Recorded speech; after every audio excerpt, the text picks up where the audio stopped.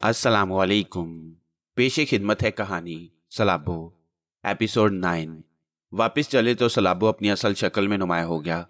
मैंने मुस्कुराती नजरों से उसे देखा और वो भी मुस्कुराने लगा। वाकई सलाबो, तुम्हारे अंदर तो बड़ी शानदार सलाहियतें पैदा हो गई हैं। मैं तुम पर रश्क करने लगा हूँ। मुझ पर नहीं बल्कि खुद पर कहो। तय हो चुकी है ये बात, बार बार याद दिलाने की जरूरत है? छोड़ो इन बातों को, अब ये बताओ क्या प्रोग्राम है। बस अब हम अपने दूसरे प्रोग्रामों पर अमल करेंगे, यानी उन लोगों को आपस में लड़ाने की कोशिश करेंगे। वैसे सोहराब खान से माल की खरीदारी भी जरूरी है। मैं इस सिलसिले में कोई ठोस कदम उठाना चाहता हूँ। उससे गुफ्तगू जारी रखो, बल्कि थोड़ी थोड़ी वार्निंग देते रहो। मैं ममनून निगाहों से उसे देखने लगा। तुम इस झगड़े में मत पड़ो, मैं इससे खुद निमट लूंगा। और मैं हंस पड़ा। तुमने उसके फूले हुए गालों पर खूब थप्पड़ लगाई, मैंने हंसते हुए कहा। मैं उसके फूले हुए गालों को और फुलाना चाहता था। वो तो यूं कहो कि उसे अकल आ गई, वरना यकीन करो कि मैं उसकी शक्ल ना पहचाने के काबिल बना देता। सलाबो ने जवाब दिया और हम हंसते रहे। फिर हम होटल पहुंच गए। होटल में दाखिल होते वक्त सलाबो ने फिर अपनी कुव्वत इरादी से काम लिया और मैं भी उसे नहीं देख सका। हम दोनों उसी के कमरे में आ गए। सवाल यह पैदा होता है कि उन लोगों के खिलाफ क्या कार्रवाई की जाए, मैंने कहा। तुम यूं करो कि मुझे उन चारों का पता बता दो, मैं देखूंगा कि मैं उनके लिए क्या कर सकता हूं, सलाबो ने जवाब दिया। अरे नहीं सलाबो, तुम कहां परेशानी का शिकार होगे, मैं खुद ही देख लूंगा। फिर बकवास शुरू कर दी तुमने। अब तुम कुछ आराम करो। ये बात तो तय है भाई कि तुम प्रोफेसर दौरानी को देखते रहो और मैं तुम्हारे मसाइल को। दोनों के काम इसी तरह चल सकते हैं। ठीक है, जिस तरह तुम मुनासिब समझो। सूरत हाल तो मेरे इल्म में है, लेकिन उन लोगों का पता मुझे अभी तक नहीं मालूम हो सका, सलाबो बोला और मैंने गर्दन हिला दी। फिर मैंने उसे मिट्ठन, गुलाब शाह, आदिल शाह और रूपलाल के पते जहन नशीन कराए। सलाबो ने ये तमाम पते नोट कर लिए और फिर दरवाजे की तरफ जाता हुआ बोला, ठीक है, अब मैं इस कार्रवाई का आगाज करने जा रहा हूं। और हाँ, तुम जरा मेरी उस महबूबा का ख्याल रखना। ये सबसे मुश्किल काम है मेरे लिए, ताहम तुम्हारी मर्जी, मैंने जवाब दिया और सलाबो हंसता हुआ बाहर निकल गया। थोड़ी देर तक मैं उसके कमरे में बैठा रहा। रीटा क्योंकि इस कमरे से वाकिफ नहीं थी, इसलिए उसको पता भी ना चल सका होगा कि मैं वापस आ गया हूं या नहीं। थोड़ी देर के बाद मैं अपने कमरे में पहुंचा तो वो आ मौजूद हुई।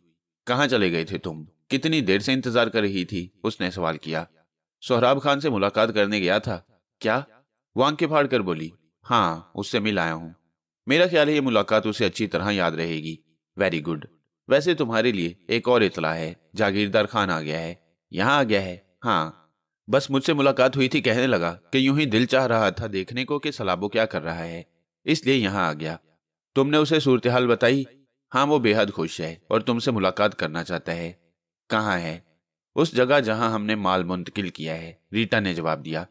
ठीक है, कब मिलना है उसे? चलो बस चलते हैं, वो बोली और मैंने गर्दन हिला दी। थोड़ी देर बाद हम बाहर निकल आए। ये तवील रास्ता तय करके हम उस जगह पहुंच गए जहां जागीरदार खान मौजूद था। जागीरदार खान बड़े इत्तेफाक से मुझसे मिला। उसकी बातें खिली हुई थीं।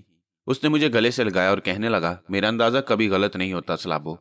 मैंने एक हीरे का इंतखाब किया था और आज वो हीरा पूरी आबोताब से चमक रहा है। ये जो कुछ तुमने किया है, दर हकीकत मुझे तुमसे इसकी तवक्को थी।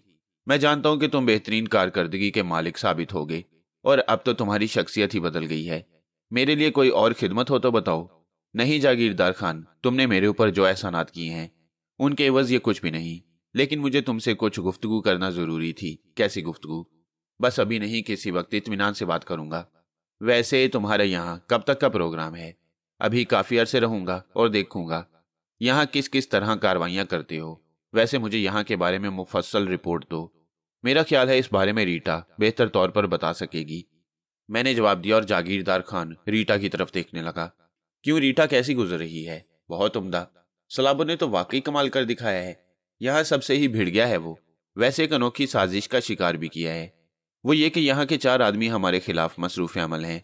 सोहराब खान के मुतल्लिक तो मैं आपको बता ही चुकी हूँ कि उसने किस तरह हम पर हमला किया और उस पर किस तरह हमला हुआ। ये सब उन्हीं लोगों की कार्रवाई थी। ओ, उन गुंडों की ये मजाल, उनके लिए क्या इंतजाम किया तुमने सलाबो? इंतजाम हो रही हैं, बस तमाशा देखते रहें जागीरदार खान, मैंने जवाब दिया और जागीरदार खान मुस्कुराने लगा। वह गहरी निगाहों से मुझे देख रहा था। फिर उसने मुस्कुराते हुए कहा, मैं तुम्हारे अंदर मौजूद तब्दीलियां महसूस कर रहा हूं। बिलाशुबा तुमने तो कमाल ही कर दिया। कोई कमाल नहीं किया मैंने, मैं बस तुम्हारे एहसानात के बोझ तले दबा हुआ हूं। बार बार एहसानात का जिक्र मत किया कर यार, मैंने तुम पर कोई एहसान नहीं किया और ना ही तुम मुझ पर कोई एहसान कर रहे हो। जो कुछ तुमने किया है उसके एवज तुम्हें इतनी दौलत मिलेगी कि तुम सोच भी नहीं सकते। दौलत ही तो सब कुछ नहीं होती जागीरदार खान। इंसान की जिंदगी में और बहुत सी बातें होती हैं, मसलन। जागीरदार खान ताज्जुब से बोला, कुछ नहीं, मैं कह चुका हूं। फिर किसी वक्त तुमसे बात करूंगा, पहले हालात से निपट लूं। काफी देर तक मैं जागीरदार खान के साथ बैठा रहा। वो कुछ मुतजस्सिस नजर आ रहा था। मेरे अल्फाज ने उसे हैरत का शिकार कर दिया, लेकिन मैंने भी उस वक्त उसे कुछ बताना मुनासिब ना समझा। यह हकीकत थी कि मैं उसका ममनून करम था, लेकिन अब मैं उसके जेर असर नहीं रह सकता था। सलाबों ने मेरे जहन में जो शमा रोशन कर दी थी, उसकी रोशनी अब फैलती जा रही थी।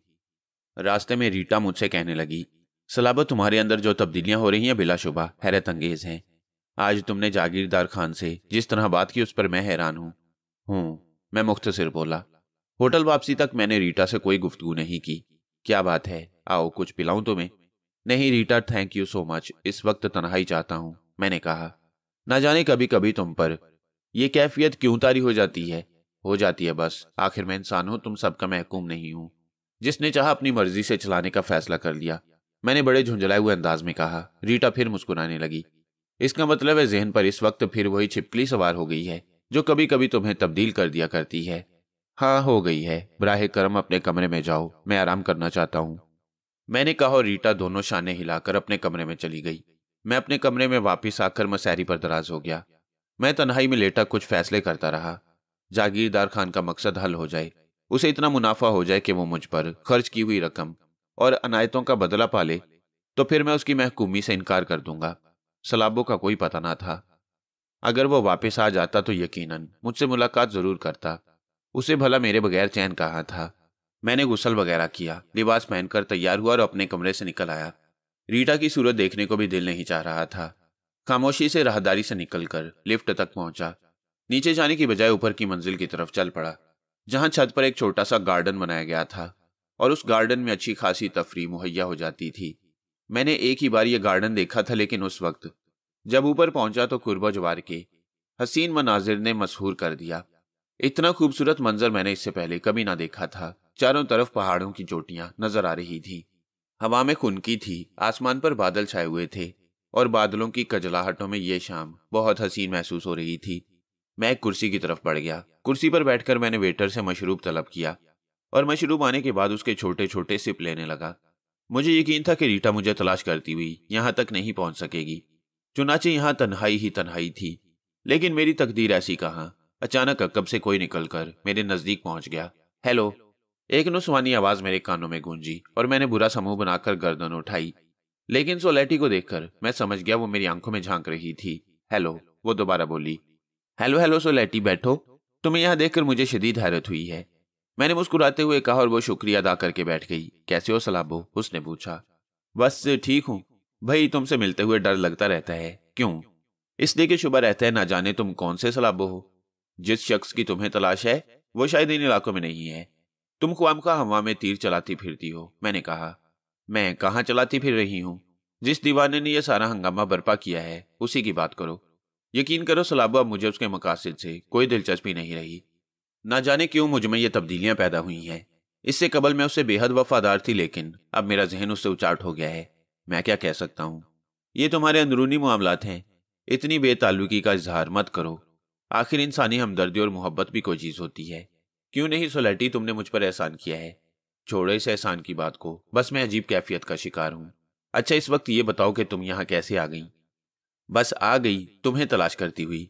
गोया मेरे इतराफ और भी बहुत से लोग बिखरे हुए हैं, मैंने कहा और सोलेटी मुस्कुराने लगी। नहीं, अब ऐसी कोई बात नहीं। क्या मतलब? प्रोफेसर दुरानी वापस चला गया है? क्या वो सलाबों के मिल जाने से मायूस हो गया है? नहीं, बल्कि उसे यकीन हो गया कि हम हमेशा धोखे ही खाते रहेंगे और उसको वो शिकार कभी नहीं मिल सकेगा, सोलेटी ने जवाब दिया। मेरे वहां से निकल आने पर खासा हंगामा हुआ होगा। हंगामा सा हंगामा, उसने जमीन आसमान हिलाकर रख दिए। लेकिन खुदा का शुक्र है कि मेरी तरफ किसी की तवज्जो नहीं गई। बस इसे मुलाजमों की लापरवाही ही शुमार किया गया। मुझे तलाश करने की कोशिश नहीं की गई, मैंने पूछा। क्यों नहीं, काफी तलाश किया गया तुम्हें। लेकिन इसके बाद वो खुद ही बोर हो गया, कहने लगा कि गलती मैंने ही की। ख्वामखा एक गैर मुतल्लिका शख्स को गिरफ्तार कर लिया। ये कोई बेहतर बात तो नहीं थी। अच्छा हुआ वो भाग गया, वरना ना जाने मेरे जहन में क्या क्या उलझने बरपा रहती। अब वो कहाँ गया है? बस वहीं अपने ठिकाने पर वो असरेनो सलाबों की तलाश की तैयारियां करेगा। उसका ख्याल है कि वो एक ऐसी मशीन ईजाद करेगा जो सलाबों को तलाश कर ले। मशीन? मैंने हैरत से मुंह फाड़ कर कहा। हाँ, तुम जानते हो सलाबो, उस शख्स के बदन में कुछ ऐसी तब्दीलियां पैदा हो चुकी हैं जिन्हें गैर इंसानी कहा जा सकता है। उसके खून के जर्रात इलेक्ट्रॉन में डूबे हुए हैं और ये इलेक्ट्रॉन एक खास मशीन के जरिए तलाश की जा सकती हैं। गोया अब वो मशीन छोटी छोटी तैयार करके कारकुनों को दी जाएंगी और कारकुन गोशे गोशे में उनके जरिए इलेक्ट्रॉन के जर्रात को तलाश करते फिरेंगे और बिल आखिर सलाबों को पकड़ लिया जाएगा। प्रोफेसर दुरानी को तुम नहीं जानते, वो एक अजीम साइंसदान है। ये दूसरी बात है कि उसकी तमाम सलाहियतें मुजरिमाना कामों के लिए वक्फ हो गई हैं। छोड़ो इन बातों को सोलेटी, अपनी बातें करें। तुम यहाँ कैसे रह गई? मैंने पूछा। बस खुद ही मैंने छुट्टी मांग ली थी उससे चंद दिनों की, और अब यहाँ तनहा हूँ। अरे बाप रे, इस होटल में? मैंने कहा और सोलेटी हंसने लगी। हाँ क्यों, तुम्हें इससे अचंभा क्यों हुआ? उसने सवाल किया। नहीं, अचंभे की बात नहीं है, मैं तो ये सोच रहा था कि तुम यहाँ गई हो तो मुझे भागना पड़ेगा। वो क्यों? भाई कोई ना कोई तो तुमसे मिलने यहाँ आ ही जाएगा और मुझे यहाँ देख लिया जाएगा। नहीं, मेरे ख्याल में अब इसका कोई इम्कान नहीं। वैसे भी प्रोफेसर दुरानी तुम्हारी तरफ से अजीब से एहसासात का शिकार है। उसने झुंझलाहट के आलम में तुम्हें बंद कर दिया था, बल्कि तुम्हें कत्ल करने के बारे में भी सोच लिया था, लेकिन बाद में उसे एहसास हुआ कि बिला वजह एक बेगुनाह का खून क्यों बहाया जा रहा है। सलाबों के भाग जाने पर मेरी उससे बात हुई थी। वेरी गुड, क्या बात हुई? यही कि उसने तुम्हें दोबारा तलाश करने की कोशिश नहीं की। क्या कहने लगा? कहने लगा कि दर हकीकत उसका भाग जाना बेहतर हुआ। अगर वो मेरे पास रहता तो झुंझलाहट के आलम में ना जाने क्या कर बैठता। वैसे ये प्रोफेसर दुरानी किस किस्म का आदमी है? बस यूं समझ लो, दौलतमंद बनने का ख्वाहिशमंद और मुजरिमाना जहनियत का हामिल है। वो साइंसी तौर पर भी दूसरे लोगों पर बर्तरी चाहता है और माली तौर पर भी। क्या उसने कभी हुकूमत के लिए भी कोई साइंसी कारनामा अंजाम देने की कोशिश की? नहीं। क्यों? बस वो सिर्फ अपने लिए जीने का आदी है। तुम ख्वामखा उसके लिए अपने दिल में उलझन पैदा कर रही हो। अब सूरत हाल बदल गई है। सोलेटी मुस्कुराने लगी। फिर मैंने इशारे से वेटर को नजदीक बुलाया और सोलेटी से पूछा वो क्या पिएगी। उसने वही मशरूब मंगाया जिससे मैं शुगल कर रहा था। वैसे उसकी यहाँ आमद और इस इंकिशाफ से क्या वो इस होटल में मुकीम हो गई है? मुझे खासी तशवीश हो गई। वो मुझे गुमसुम देखकर बोली। क्या सोचने लगे सलाबो, तुम मेरी आमद से कुछ परेशान से हो गई? बात तो परेशानी की ही थी, लेकिन अब नहीं रही। तो फिर तुम किस सोच में डूब गई? बस यूं ही तुम्हारे बारे में ही सोच रहा था। मेरे बारे में क्या सोच रहे थे? तुम्हारी शख्सियत शुरू ही से पुरस्कार रही है मेरे लिए सोलेटी। नहीं सलाबो, मेरी शख्सियत में कोई खास बात नहीं, बस अपनी ही हमाकतों का शिकार हूं। तुम नहीं जानते सलाबो कि वो मुझे कितना अजीज था। हमने एक तवील वक्त साथ गुजारा था। प्रोफेसर दुरानी उस पर जो तजुर्बात कर रहा था, उन तजुर्बात से उसकी शख्सियत मुतासिर नहीं होती थी।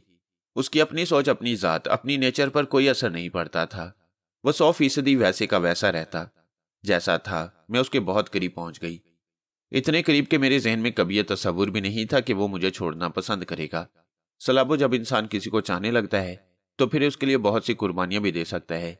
मैंने उसे कहा कि अगर उसे ये जिंदगी नापसंद है तो मुझे बताए, मैं कोशिश करूंगी कि उसे प्रोफेसर के चक्कर से निजात दिला दूं। लेकिन उसने बड़े खुलूस के साथ कहा कि प्रोफेसर तो उसकी जिंदगी बनाने की कोशिश कर रहा है, भला उसे प्रोफेसर से कैसे इख्तलाफ हो सकता है? मुझे 100% यकीन था कि वो प्रोफेसर के मकासद से मुतासिर है। क्या तुम्हारे और उसके दरमियान बहुत गहरे ताल्लुकात थे? मैंने पूछा। हाँ, वो मेरी तन्हाइयों का रफीक था। वो मुझसे इस तरह इजहार मोहब्बत करता था कि मैं सोच भी नहीं सकती कि वो मुझसे बागी भी हो सकता है। लेकिन वो फरेब भी था, सबको फरेब दे रहा था, मुझे भी, प्रोफेसर दुरानी को भी, और जितने भी उसके कुर्बा जवार में बिखरे हुए थे उन सबको। वो किसी से मुखलिस नहीं था। वो सिर्फ अपनी जात से मोहब्बत करता था और बिलाखिर वो हम सबको छोड़कर चला गया, खुदगर्ज कहीं का। सोलेटी ने कहा। नहीं सोलेटी, इसमें खुदगर्जी की क्या बात है? ये तो उसका हक था कि वो अपने तौर पर जिंदगी गुजारे। मैंने कहा। हाँ, उसका हक था, लेकिन मैं भी उसके हक में शामिल थी। मुझे वो क्यों भूल गया? सोलेटी की आंखों में आंसू छलक आए और मैं खामोश होकर कुर्सी की पुश्त से टिक गया। फिर उसने मेरी तरफ देखकर कहा, सलाबो, क्या तुम मुझे ये नहीं बता सकते कि तुम उसके हमशक्ल क्यों हो?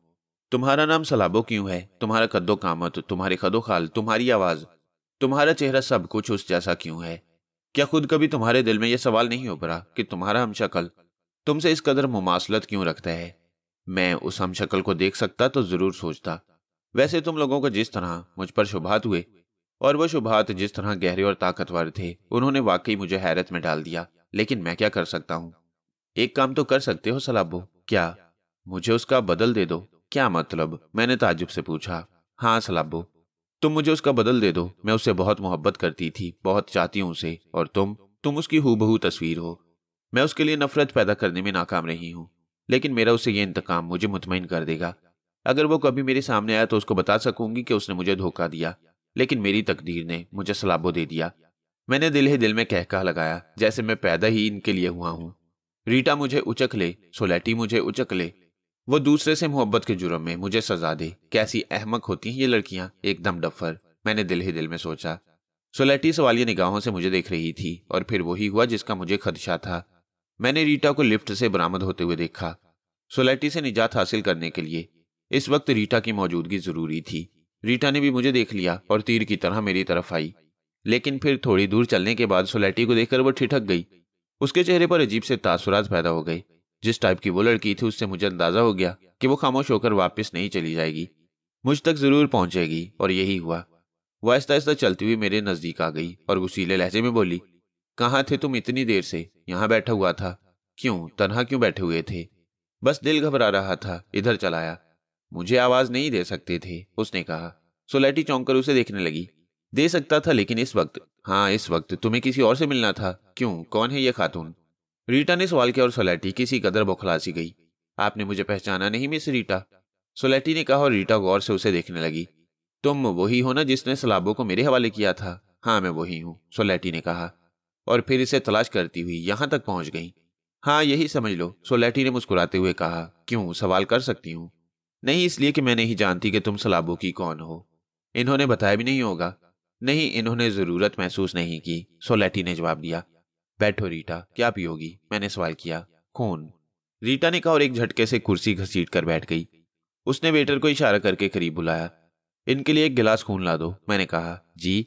वेटर मुतअज्जब अंदाज में बोला। हाँ खून, मैंने कहा, और वेटर अहमकाना अंदाज में मुंह मोड़कर इधर उधर देखने लगा। फिर बोला, मैं समझा नहीं। भाई रीटा, तुम ही ने बताओ क्या मंगाना चाहती हो? मैं अभी आया, मैंने कहा और कुर्सी खिसकाकर खड़ा हो गया। रीटा ने वेटर को एक मशरूब का ऑर्डर दे दिया। मैं इस तरह उठकर बाथरूम की जाने बढ़ा जैसे बाथरूम जाना चाहता हूँ, लेकिन फिर मैं घूमकर सामने की सिमत आ गया, और चंद लम्हात के बाद मैं लिफ्ट के जरिए नीचे आ रहा था। वो दोनों अपने मसाइल खुद ही तय कर लेंगी, मैंने सोचा और मुझे हंसी आ गई। लेकिन अपने कमरे में दाखिल होने के बजाय मैं सलाबो के कमरे में दाखिल हुआ था। सलाबो का कमरा मेरे लिए बेहतरीन पनाहगाह थी, क्योंकि यहाँ मुझे रीटा भी तलाश नहीं कर सकती थी। उसे पता ही नहीं था कि मेरा ताल्लुक किसी और कमरे से भी है। सलाबो के कमरे में पहुंचकर मैं सूरत हाल पर गौर करने लगा। सलाबो के कमरे में काफी देर तक लेटा रहा। पता नहीं दोनों औरतों ने क्या तस्फिया किया आपस में। फिर उस वक्त चौंका जब सलाबो अंदर दाखिल हुआ। खूब, आप यहाँ तशरीफ फरमा हैं, और आपके कमरे में मोहतरमा रीटा तशरीफ रखती हैं। काम खराब। क्या? मैंने पूछा। मुझे तुमसे यही उम्मीद थी, जरा सा मेरा काम नहीं कर सकते? वो खोजी बिल्ली बनी हुई है, सलाबो ने मुझे घूरते हुए कहा। क्या हुआ भाई, क्यों बोर कर रही हो? मैंने कहा। लानत भेजो, मैं खुद अपना रिकॉर्ड तोड़े लेता हूँ, सलाबो एक कुर्सी पर बैठकर बोला। कैसा रिकॉर्ड? अपने हरजाईपन का। बस 11 दिन रह गए थे मेरे, लेकिन ना सही, वो दुख भरे लहजे में बोला। मैं अब वो सवाल नहीं करूंगा तुमसे, मैंने झुंझलाए हुए अंदाज में कहा। अरे वाह, एक तो मेरा काम खराब करते फिर रहे हो, ऊपर से नखरे दिखाते हो। रीटा याद आ रही है, सलाबो आंखें निकाल कर बोला, और मुझे हंसी आ गई। हुआ क्या? मैंने पूछा। मैं कमरे में दाखिल हुआ तो वो मौजूद थी, आतिशफिशा बनी हुई। उछलकर खड़ी हो गई। मैंने बड़े प्यार से मुखातिब किया तो मुझ पर तकिया खींच मारा, और फिर मेरी तरफ दौड़ी। कुछ खून पीने की बात कर रही थी। मैंने बहलाने की कोशिश की तो और चढ़ गई। उस वक्त इतना थका हुआ था कि कुछ करने को दिल नहीं चाह रहा था, इसलिए भाग आया। बैठो बैठो, ये कमरा दारुल अमान है, इसलिए कि इसके बारे में किसी को कुछ नहीं मालूम, और तुम इस दारुल अमान में छुपे हुए हो। इसके सिवा और कोई चारा नहीं था। बात क्या हुई थी? सलाबो बोला। यार तुम भी अजीब औरत खोर हो, इसके अलावा और कोई भी दिलचस्पी नहीं है तुम्हें? थके हुए हो, जाओ गुसल करो, फिर आराम से बैठकर बातें होंगी, मैंने कहा, और वो मुझे घूरता हुआ गुसल खाने में चला गया। काफी देर तक वो बाथरूम में रहा। इससे अंदाजा हो गया था कि वो हद से ज्यादा थका हुआ है। फिर बाहर निकला। कॉफी मंगवा लो, उसने कहा, और मैंने गर्दन हिला दी। वेटर आया तो वो निगाहों से ओझल हो गया। मैंने वेटर से 3-4 कप कॉफी लाने के लिए कहा, और वेटर कमरे में इधर उधर देखता हुआ बाहर निकल गया। थोड़ी देर के बाद वो कॉफी ले आया। उसके जाने के बाद मैंने उठकर दरवाजा बंद किया, और सलाबो उसी सोफे पर नमूदार हो गया। मैंने कॉफी बनाई और उसे पेश कर दी। उसने शुक्रिया अदा किया और कॉफी के कई घूंट पी लिए। फिर बोला, तुम्हारा मसला इसके अलावा और कोई ना होगा, यानी उसका इजहार इश्क और तुम्हारा इज्तनाब, कुछ ऐसी ही बात है, मैंने मुस्कुराकर कहा। चलो ठीक है, मैंने इस झगड़े को ही खत्म कर दिया। और एक झगड़ा निकल आया है जाने मन, मैंने मायनेखेज लहजे में कहा। वो क्या? सलाबो ने गरम गरम कॉफी के कई घोंट लिए। सोलैटी, मैं बोला और सलाबो को फंदा लग गया। उसने जल्दी से कॉफी की प्याली रखकर रुमाल से होंठ खुश्क किए और मुझे घूरता हुआ बोला, क्या? वो भी इसी होटल में आ गई है? वही सोलैटी जो प्रोफेसर दुरानी के साथी और तुम्हारी साथी थी। मगर वो यहाँ इस होटल में क्या है उसका? मगर सलाबो ने पूछा और मैंने सोलैटी की कहानी उसे सुना दी। उसकी बेवफाई का तज़किरा भी किया और खुद से इजहार मोहब्बत की तफसील भी बताई। फिर यह भी बताया कि किस तरह रीटा वहां आ गई और मैं वहां से फरार हो गया। सलाबो बेख्तियार कहके लगाने लगा। तो ये बात थी, उसने हंसते हुए कहा। ताज्जुब है तुम हंस रहे हो? यार बड़ा अजीब होता है उस वक्त जब दो लड़कियां एक मर्द के लिए लड़ती हैं।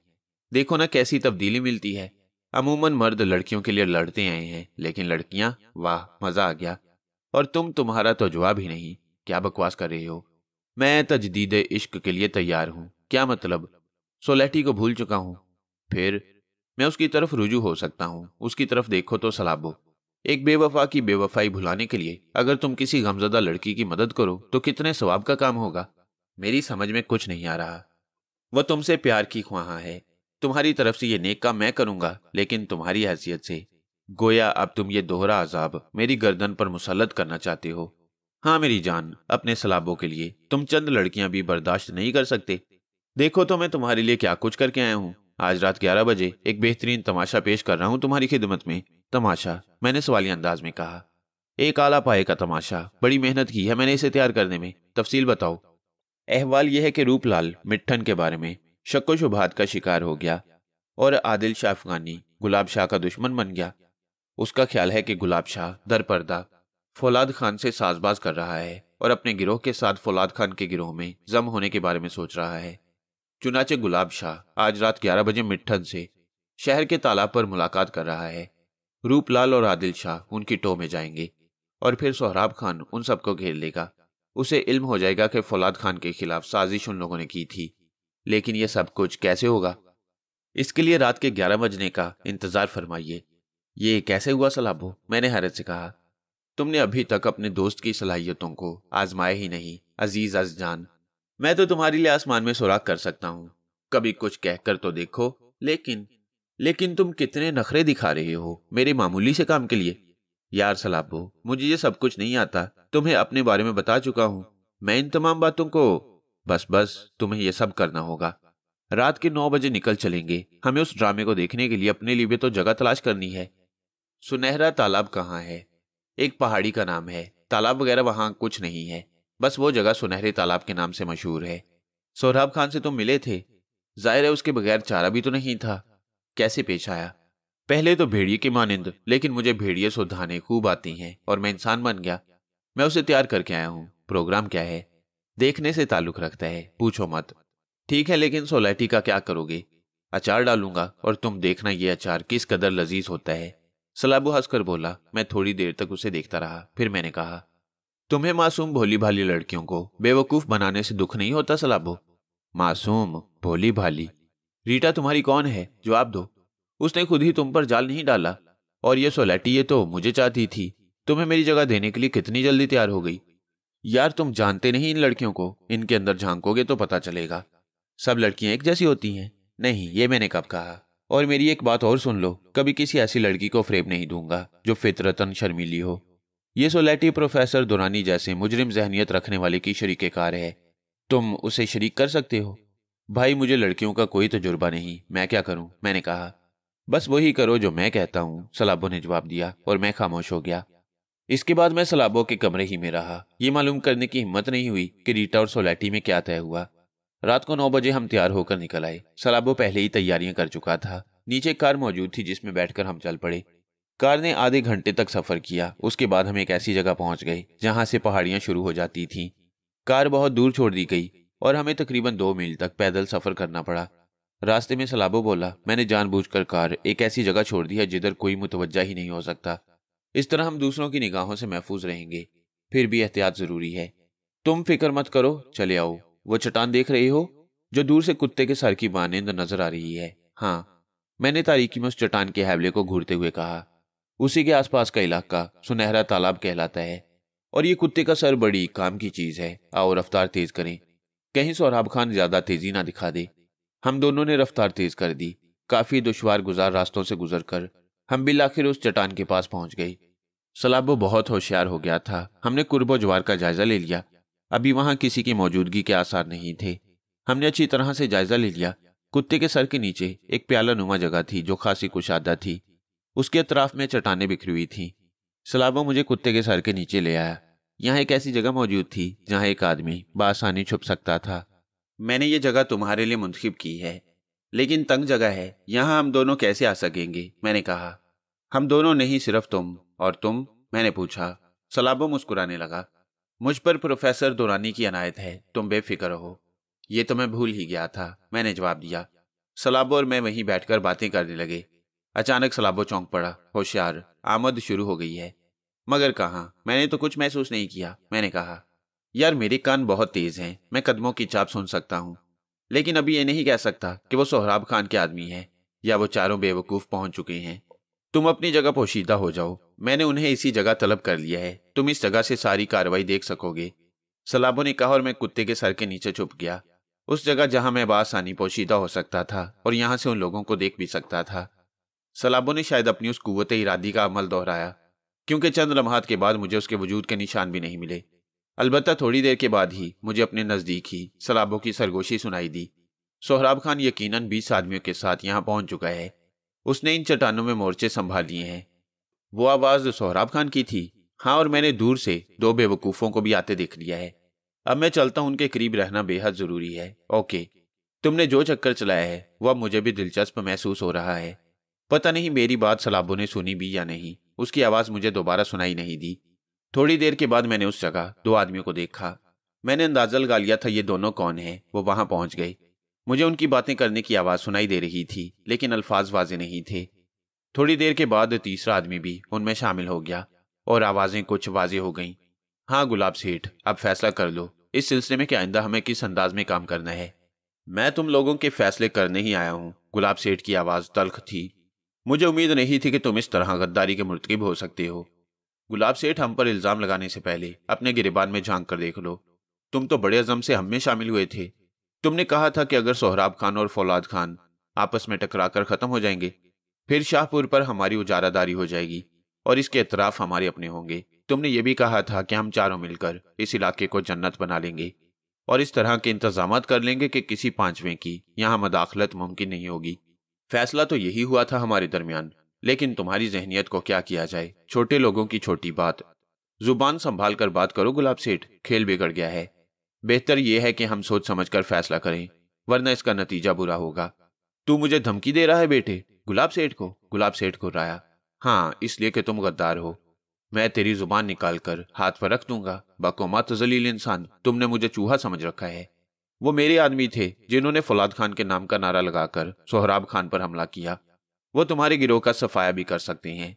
तो ठीक है, इसका फैसला होने के बाद ही कोई दूसरी। अभी यहां तक ही बात हुई थी कि अचानक किसी ने ऊपरी चट्टान से नीचे छलांग लगाई और एक तेज चीख लहरा गई। नीचे खड़ा हुआ एक शख्स ऊपर से छलांग लगाने वाले की लपेट में आ गया। फिर अच्छी खासी हंगामा आराई हो गई। नीचे मारपीट हो रही थी। उनमें से कोई चीख रहा था, दीवानगी का सबूत मत दो पागलो, रुक जाओ वरना हम सब तबाह हो जाएंगे। ये क्या शुरू हो गया? हटो, अलग हट जाओ, मैं कहता हूं हट जाओ। लड़ने वाले रुक गए। उनकी गुराहटें उभर रही थीं। क्या हम इस पोजीशन में हैं कि आपस में लड़ मरे? तुम सबकी तबाही को दावत दे रहे हो। फौलाद खान और सोहराब खान हमें भून कर रख देंगे। उसने हमला किया था। कोई गुर्राया, मिट्टन ये क्या हमाकत थी? ये आवाज गुलाब सेठ की थी। तुमने हमला क्यों किया? मेरी बात को सुन लो तुम लोग। एक तो मेरे वैसे ही चोट लग गई, दूसरे तुमने मारना शुरू कर दिया। ये शायद मिट्टन था। तुम इतने जज्बाती क्यों हो गए? लानत है जज्बाती होने पर। अरे यहाँ कोई और भी मौजूद है हमारे अलावा। किसी ने मुझे ऊपर से धक्का दिया था, मैं खुद थोड़ी कूदा था, मिट्टन ने फरियादी लहजे में कहा। क्या? मिट्टन की आवाजें चीख की शक्ल में निकली। मैं सच बोल रहा हूं। मैं झुककर देख रहा था कि किसी ने मुझे पीछे से धक्का दिया और मैं नीचे आ गिरा। मेरे हलक से कहकहा निकलते निकलते रह गया। धक्का देने वाला कौन था ये बात मैं जानता था, लेकिन उन लोगों में खलबली मच गई। तब यहां से निकल भागो, कहीं ये चट्टानें हमारा मकबराना बन जाएं, गुलाब सेठ ने कहा। और उसी वक्त वो चारों तरफ से रोशनी में नहा गए। ये तेज रोशनी चट्टानों से फूटी थी और इसके साथ ही सभी की आवाजें उभरी। ये गोलियां उन चारों के अतराफ में बरसाई गई थीं। वो चारों तरफ से रोशनी में नहा गई। ये तेज रोशनी थी। फिर सोहराब खान एक चट्टान के पीछे से बरामद हुआ। मैं तुम तमाम कुत्तों की आवाजें सुन चुका हूं। क्या समझा था तुमने सोहराब खान को? तुम्हारी ये साजिश कामयाब हो सकती थी। हाथ उठाओ अपने। सोहराब खान दहाड़ता हुआ उनके करीब पहुंच गया। उसके पीछे चट्टानों से लातादाद लोग निकल आए। इन चारों को बांध लो, इनके गिरोह खत्म कर दो, सारा माल लूट लो इनका। ये माल ये फौलाद खान के हाथ ही फरोख्त होगा और ये चारों अब जिंदगी भर किसी के खिलाफ साजिश नहीं कर सकेंगे। बांध लो सबको। सोहराब खान की धाड़ें गूंजती रहीं और उन चारों की मुश्कें कस ली गईं। फिर वो उन्हें लेकर चल पड़े। गाड़ियों के स्टार्ट होने की आवाजें उभरी और फिर सन्नाटा फैल गया। अचानक मुझे अपने कानों के पास सरगोशी सुनाई दी। क्या सो गए किबला? और मैं चौंक पड़ा। खेल खत्म? मैंने पूछा। तशरीफ लाइए, कैसा लगा आपको ये खेल? सलाबो इंसानी शक्ल में आ गया। मैं हंस पड़ा। बहुत दिलचस्प खेल था। धक्का तुमने ही दिया था? बस एक धक्का। भला ये भी कोई बात हुई? सलाबो मासूमियत से बोला और हम हंसते हुए यहां से वापस चल पड़े। सोहराब खान ने फौलाद खान से राब्ता कायम किया। मैं खुद उससे मिला और उस वक्त तो सोहराब खान का रवैया बहुत बदला हुआ था। उसने बड़े तपाक से मुझसे मुसाफिया किया। इस गलत फहमी के लिए मुआफी चाहता हूँ फौलाद खान, लेकिन सूरत हाल तुम्हारे इल्म में भी आ गई है, इसलिए मुझे यकीन है कि तुम्हारा दिल भी मेरी तरफ से साफ हो गया होगा। अगर दिल ना साफ होता सोहराब खान तो मैं ये सारी कोशिश क्यों करता? मैंने मुस्कुराकर कहा। मैंने उन लोगों से उनका माल भी छीन लिया है और उसमें से आधा हिस्सा तुम्हारे लिए मखसूस कर दिया है। बाकी माल की बात कर लो। जरूर, मैंने कहा। सोहराब खान ने हर तरह ताउन किया। वह दिलेर आदमी था। सारे मामलात मैंने जागीरदार खान के सामने रख दिए। उसने बखुशी मेरे किए हुए सौदे को मंजूर कर लिया। माल खरीद लिया गया और रकम की अदायगी हो गई। सलाबो को अब इन बातों से कोई गर्ज नहीं थी। वो अपनी हरकत में मसरूफ था। रीटा जली भुनी हुई थी, सीधे मुंह बात भी नहीं कर सकती थी। फिर एक शाम सोलेटी मुझ पर नाजिल हो गई। अरे तुम अभी तक तैयार नहीं हुए? देर करोगे क्या? क्या मतलब, चलोगे नहीं? जरूर चलूंगा, बस अभी आया, अभी थोड़ी देर में, मैंने वहां से कहा और भाग लिया। सलाबो चक्कर चला चुका था जिसका अंदाजा सोलेटी की आमद से हो रहा था। मैं अब इन तमाम हंगामों से निकल जाना चाहता था। जागीरदार खान अभी यहाँ मौजूद था, इसलिए मैं उससे बात करने का ख्वाहां था। उसी शाम मैं जागीरदार खान के पास पहुंच गया। उसने बड़े तपाक से मुझसे हाथ मिलाया और बोला, तुम्हारी अमानत मेरे पास महफूज है, चाहो तो ले लो, चाहो तो तुम्हारा अकाउंट खुलवा दूं। मैं तुमसे कुछ बात करना चाहता हूं जागीरदार खान। हाँ कहो।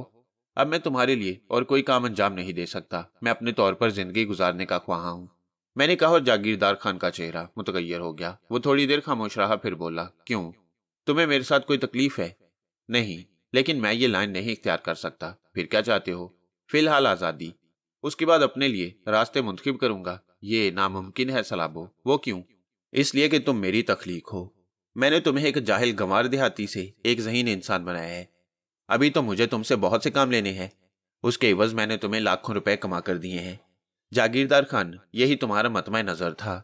अभी कहाँ जाने मन, तुम तो सोने की कान हो, ये ख्याल दिल से निकाल दो। जागीरदार खान हंसकर बोला, तुम्हारे एहसानात की वजह से मैंने अपना ख्याल तुम पर जाहिर कर दिया है जागीरदार खान, हालांकि मुझे इसकी जरूरत भी ना थी। नहीं जाने मन, तुम्हें अभी मेरी जरूरत है। तुम शायद भूल रहे हो कि तुम दो इंसानों के कातिल हो और तुम्हारी जगह या तो जागीरदार खान के कदमों में है या फिर फांसी के फंदे पर। समझे सलाबो? मेरे हाथ बहुत लंबे हैं और पुलिस अब भी तुम्हारी तलाश में है। क्या ख्याल है? चंद लम्हात तक तो मैं जागीरदार खान का मतलब ही ना समझ सका, लेकिन एहसास हुआ कि वो क्या कह रहा है। मैंने अपने ख्याल की तस्दीक के लिए पूछा, तुम्हारा ख्याल है जागीरदार खान कि तुम्हारे अहकामात की पाबंदी ही जिंदगी रख सकती है? दूसरी शक्ल में मुझे मौत अपनानी पड़ेगी? ये मेरा ख्याल नहीं, एक हकीकत है सलाबो, और अगर तुम इस हकीकत से इनकार करोगे तो ये तुम्हारी समझ में बखूबी आ जाएगी। मैं तो इसी बात पर हैरान हूं कि मुझसे अलहदगी का तस्वुर तुम्हारे जहन में क्यों आया। तुम्हारी आफियत इसी में है कि मेरे साथ काम करते रहो। ये जबरदस्ती नहीं होगी जागीरदार खान।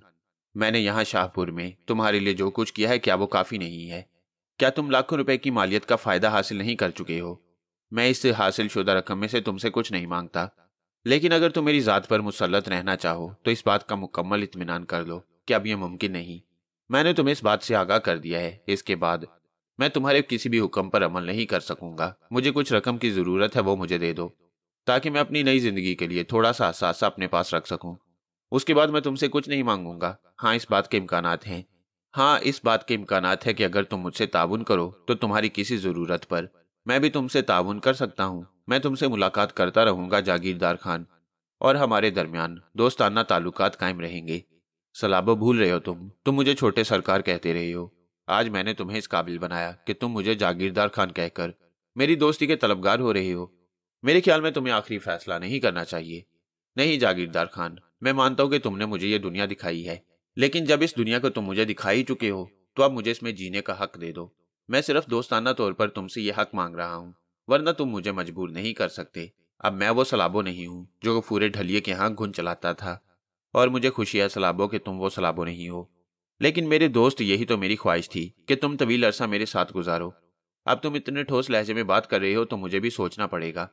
गलत अंदाज में मत सोचना जागीरदार खान, ये हम दोनों को नुकसान पहुंचाएगा, मैंने सर्द लहजे में कहा। मैं जानता हूं सलाबो कि तुम बेहद बासलाहियत इंसान हो। तुमने जो चंद ही दिनों में अपनी जहानत और समझदारी का सबूत दिया है वह मेरे लिए खुद हैरत अंगेज है। मैं किसी भी कीमत पर तुम्हें नुकसान पहुंचाने का ख्वाहिशमंद नहीं, लेकिन तुम जरा खुद भी सोचो, मेरा ये दुख भी अपनी जगह एक हैसियत रखता है। मैं तो यही जानता था कि तुम मेरा साथ दोगे, लेकिन तुम्हारी इस पेशकश पर भी गौर किया जा सकता है कि तुम मेरा साथ देते रहोगे। जागीरदार खान मध्यम पड़ गया। गालिबन मेरे लहजे ने उसे एहसास दिला दिया कि उसमें फौलाद की सी सख्ती है। मैं फौलाद कूटने वाला हूँ, फौलाद की तरह कटने वाला नहीं।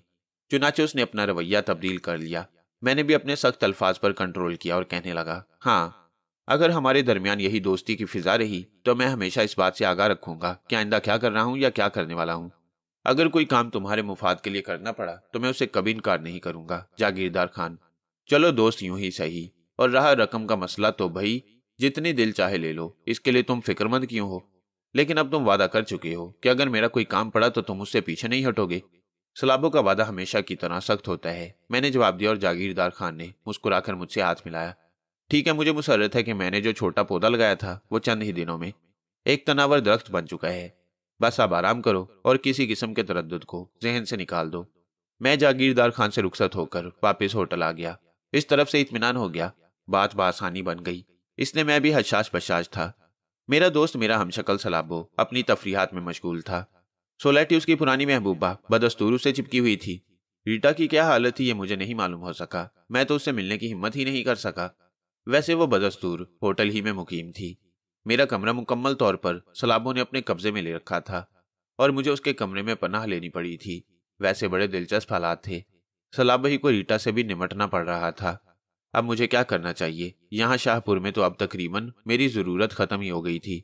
वैसे भी सोलैटी और रीटा का चक्कर मुझे पसंद नहीं था और मैं यहाँ ज्यादा वक्त गुजारने के लिए तैयार ना था। सलाबो से बात करना होगी कि वो आइंदा का क्या प्रोग्राम रखता है।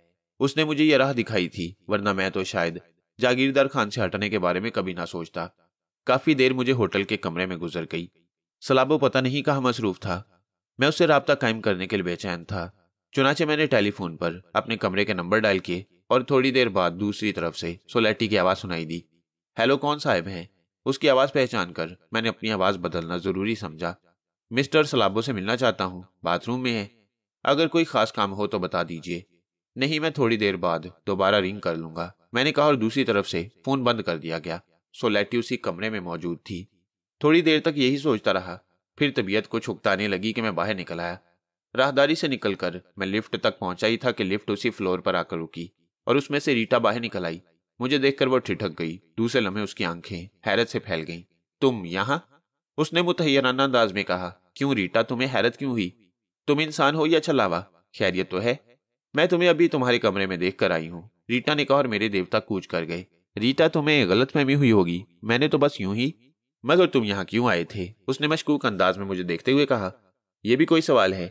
बस ऐसी ही बोरियत सवार थी, इसलिए मैं टहलता हुआ इधर आ गया। मैं यकीन नहीं कर सकती।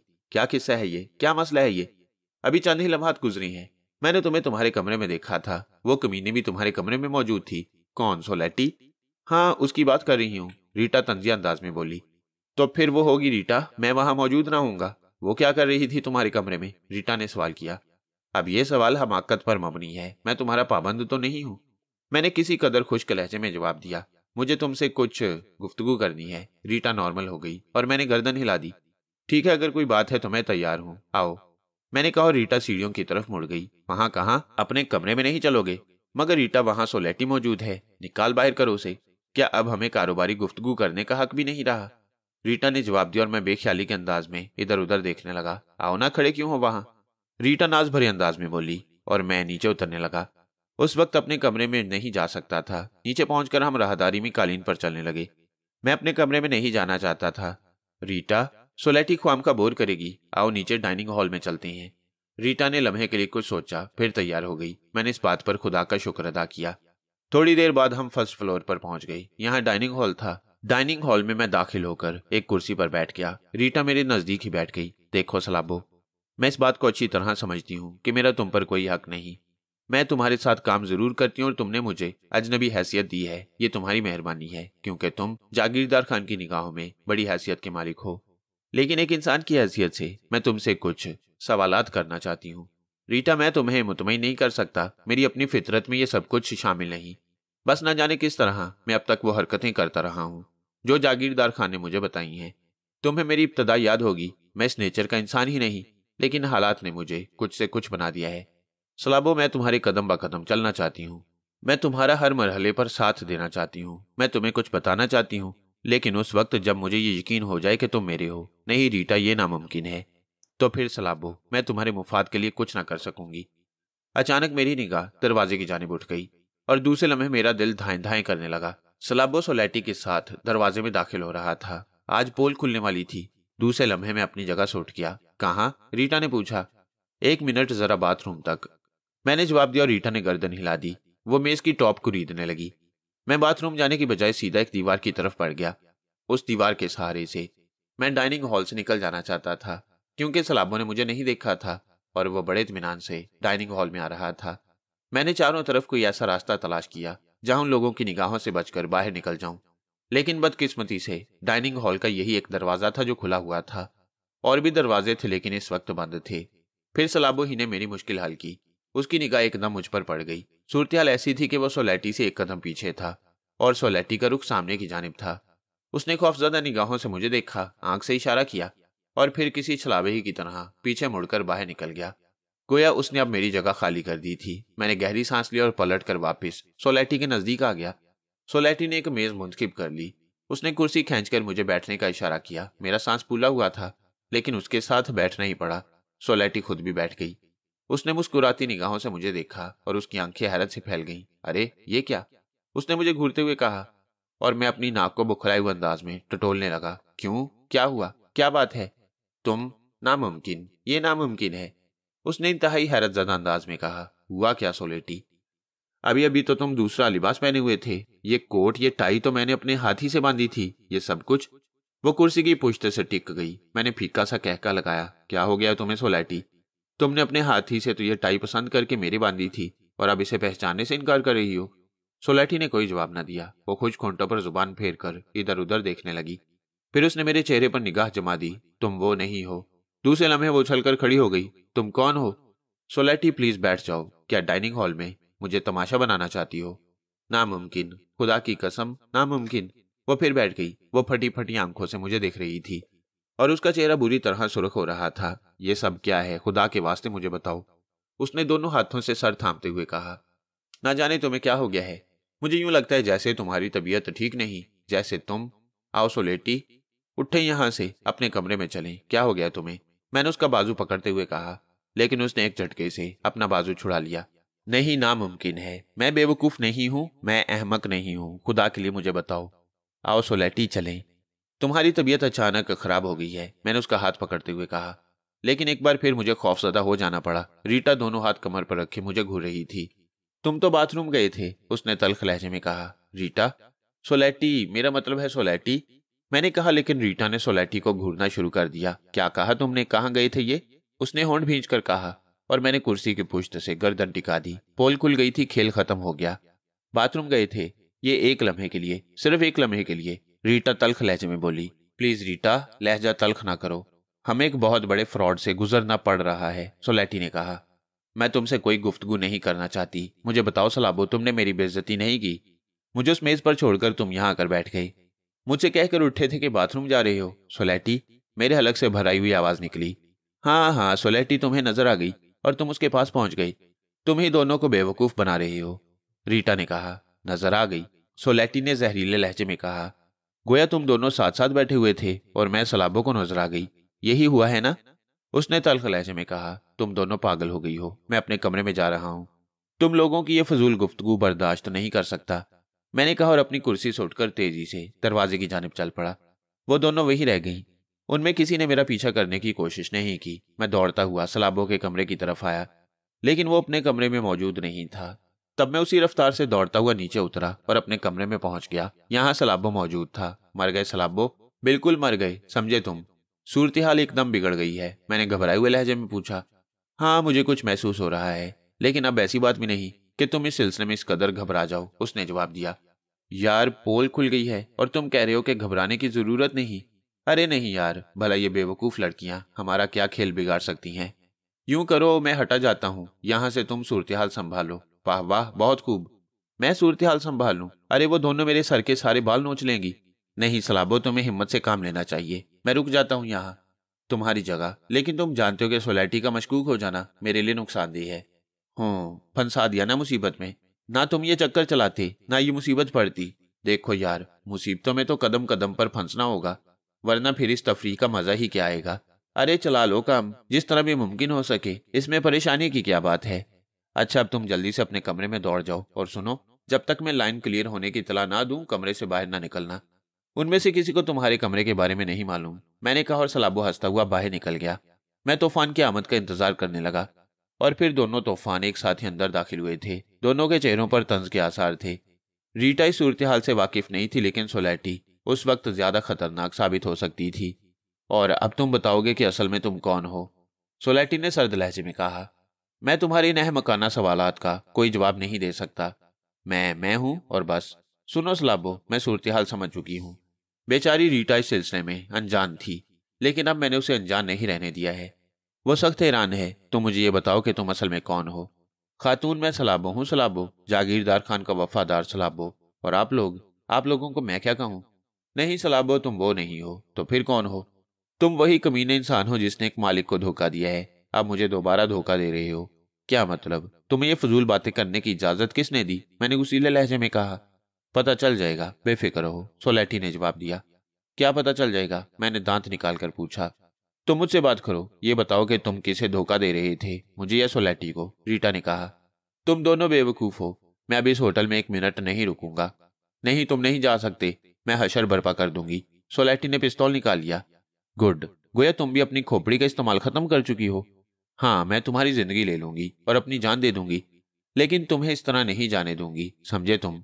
मैं दोनों के गठजोड़ को समझ चुकी हूँ। सोलैटी, तुम हमाकत कर रही हो। तुम जानती हो ये खिलौने मेरे लिए बेजरर हैं, ये तुम्हारे खिलाफ भी इस्तेमाल हो सकते हैं। हाँ जानती हूँ, अच्छी तरह जानती हूँ, लेकिन तुम मेरी जिंदगी से यूं नहीं खेल सकते। तुम असल सलाबो हो, समझे तुम? वो हो जो प्रोफेसर दुरानी को धोखा देकर भाग गया है। हाँ ठीक है, अगर मैं वो हूं तो तुम मुझे गिरफ्तार करवा दो, बुला लो प्रोफेसर दुरानी को। नहीं, मैं उसे नहीं बुलवाऊंगी, मैं खुद ही तुम्हें कत्ल कर दूंगी, ताकि कोई झगड़ा ही ना बाकी रहे। क्यों रीटा, तुम ये पसंद करोगी? हाँ, मैं सोलैटी के किसी मामले में दखल ना दूंगी, हमारे दरमियान मुआहदा हो चुका है। रीटा नफरत भरे अंदाज में बोली। इससे कबल बेहतर है जागीरदार खान से इस बारे में गुफ्तगू कर दो। नहीं डियर, इसकी जरूरत नहीं पेश आएगी। यह सिर्फ इत्तेफाक की बात है कि मैं प्रोफेसर दुरानी के एक आदमी को यहाँ देख चुकी हूँ। यकीनी तौर पर वो उस मशीन से मुसल्ला होकर आया है जो तुम्हें तलाश करने के लिए है। ठीक है, बुला लो उसे, बुला लो, ताकि तुम्हारी यह हमाकत भी खत्म हो जाए, मैंने कहा। और सोलैटी रीटा की तरफ मुतवज्जा होकर बोली। रीटा, तुम मेरे सिलसिले में ताउन करोगी या मुझसे गद्दारी करोगी? ताउन, सिर्फ ताउन। मैं इस खेल को खत्म कर देना चाहती हूँ, रीटा ने जवाब दिया।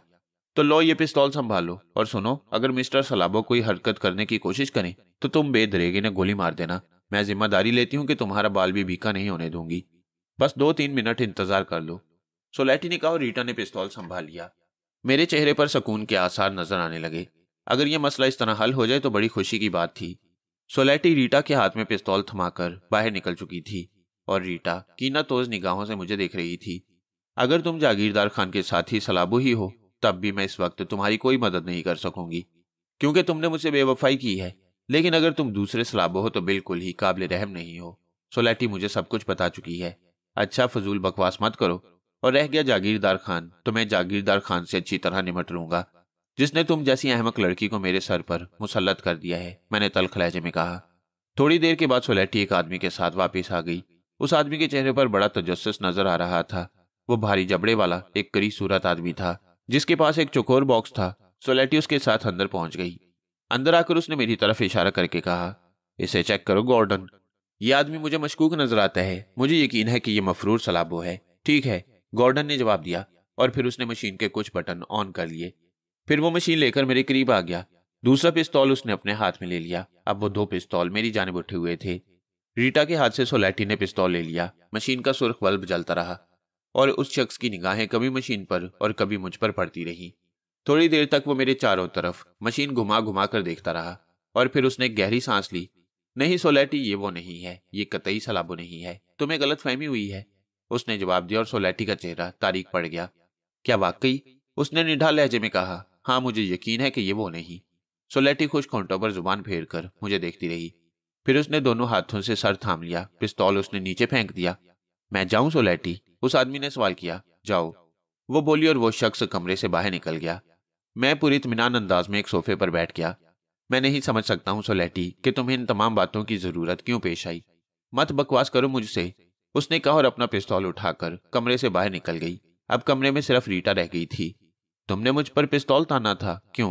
मैंने उसे घूरते हुए कहा और उसने गर्दन झुका ली। जाओ रीटा, अपने कमरे में चली जाओ। इसके बाद तुम्हारे लिए मेरे दिल में कोई गुंजाइश नहीं रह गई। गेट आउट, फौरन बाहर निकल जाओ। मेरी आवाज में गुर्राहट पैदा हो गई और रीटा खामोशी से बाहर निकल गई। वो बाहर निकली तो सलाबो अंदर आ गया। मैं चौंक पड़ा। अरे, उसने तुम्हें देख नहीं लिया? मैंने परेशान लहजे में कहा। नहीं मेरी जान, मैं करीब जरूर मौजूद था, लेकिन इस हालत में नहीं कि वो मुझे देख लेते। थोड़ी देर कबल की सूरत हाल मालूम है तुम्हें? वही मालूम करने आया हूं। क्या रही? काफी गड़बड़ हो गई है यार, तुम बाल बाल बचे हो। मैंने उसे पूरी तफसील बता दी और सलाबो के होंठ सुकड़ गए। तब तो वाकई तशवीशनाक सूरत हाल है, खास तौर से मेरे लिए। तुम तो बच जाओगे, लेकिन मैं, मेरे ख्याल में सलाबो तुम्हारा अब यहाँ रहना ठीक नहीं। कोई और बंदोबस्त कर लो, वरना कहीं। नहीं, इतनी परेशानी की बात नहीं, हम सूरत हाल पर निगाह रखेंगे। वैसे अब चंद दिन के लिए मुलाकातें कम कर देती हैं, फिर यहाँ से निकलने की सोचेंगे। जैसी तुम्हारी मर्जी, मैं गहरी सांस लेकर बोला। सलाबो किसी सोच में गुम था, इसलिए उठकर दरवाजा अंदर से बंद कर दिया।